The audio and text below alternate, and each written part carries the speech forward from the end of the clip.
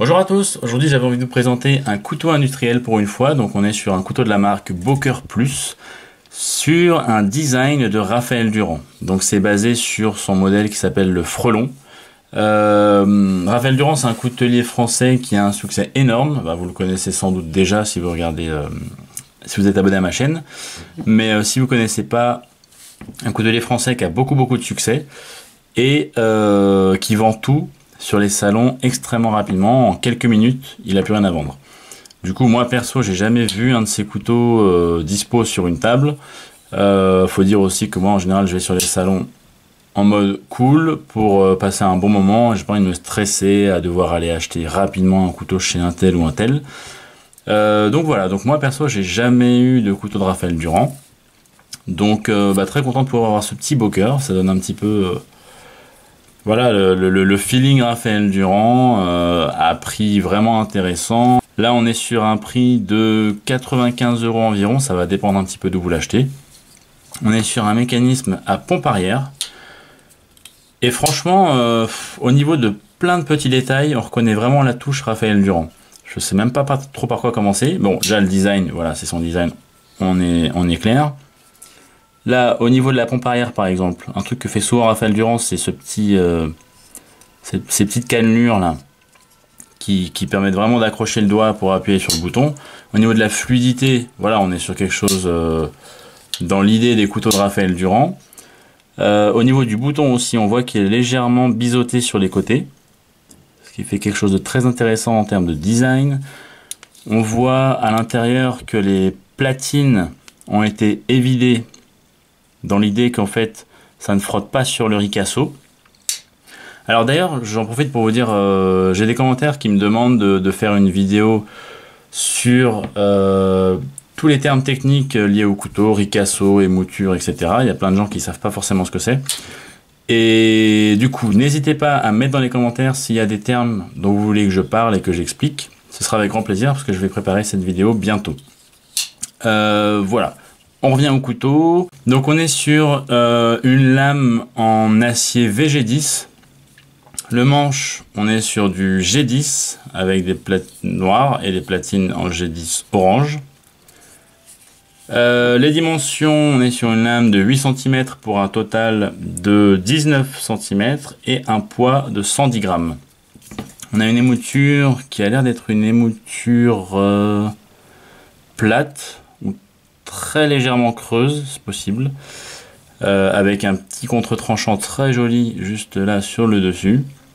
Plein de petits détails encore une fois comme je vous l'ai dit, et une finition qui fait un petit peu tiré en long en fait. Alors on voit que, je pense que c'est fait à la machine, mais il y a vraiment l'idée de se rapprocher le plus possible de la version custom de Raphaël Durand.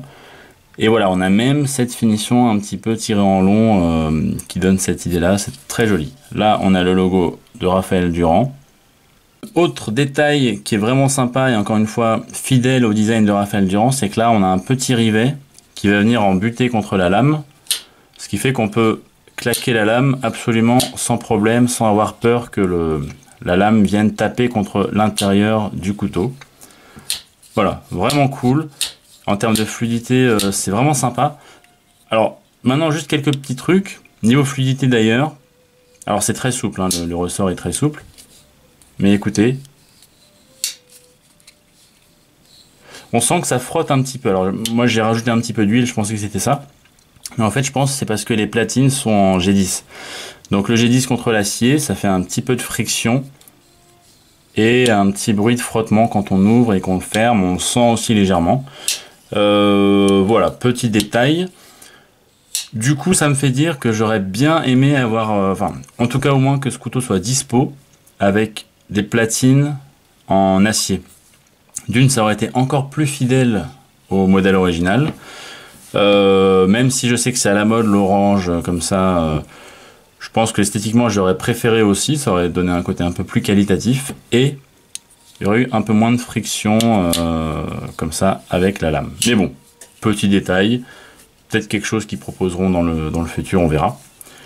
Qu'est-ce que je pourrais vous dire d'autre? Oui, autre petit détail, mais vraiment là je vais chipoter. Au niveau des ajustages, juste vers là, il y a un petit jour qui apparaît. Moi j'ai déjà eu un autre modèle Boker sur la base d'un design de Raphaël Durand qui s'appelle le Slack. Je pourrais d'ailleurs faire une vidéo dessus, et il est nickel de chez nickel, il n'y a rien à redire, aucun jour, nulle part, tout est parfait. C'est juste que du coup quand je compare celui-là au Slack, et je vois des petits trucs qui auraient pu être améliorés, un peu comme là, petit jour là, le côté un peu friction comme ça, mais voilà, ça reste du chipotage, la lame est parfaitement centrée.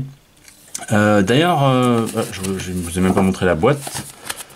Ça vient comme ça, avec une boîte Boker Plus, le petit espace. Et ce qui est cool, c'est que ça vient avec le petit outil pour resserrer l'axe ou démonter le couteau.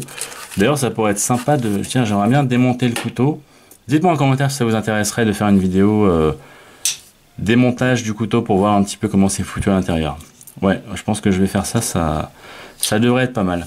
Enfin voilà pour ce couteau, je pense que j'ai dit l'essentiel. J'espère que ça vous a plu, n'hésitez pas à me laisser un petit like si c'est le cas, et je vous retrouve bientôt pour une prochaine vidéo. Ciao.